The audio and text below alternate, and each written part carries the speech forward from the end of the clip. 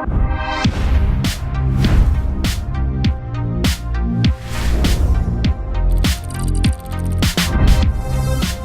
I'm Rich Sammons. I'm the manager for the Irving Tool Service Center, where we've leveraged years of experience and developed a best practice on how a tool service center should be and provide the service levels we're after.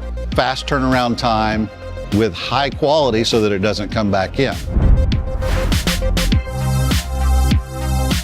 The number one thing that means the most to me and my team is the pride behind our repairs. It's a shop full of diverse, dynamic personalities. We have quality repairs and we do them efficiently. When customers come, they can see the level of detail that we go to ensure that we have the best environment, the best process, and the best technique in what we're doing when we're repairing each and every tool that we have here.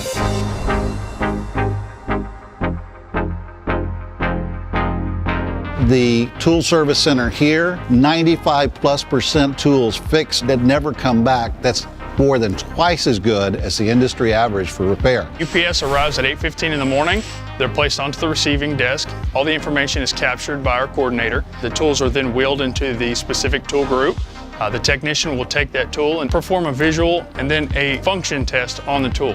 They'll then determine through analysis what may or may not need to be done with the tool. After repair, prints our UPS label and then placed on the pallet, ready to load on the truck at 4:30 in the afternoon. It's really important is for us to know what happened when the tool broke. What was the application you were using on? What did you intend for it to do and what did it not do?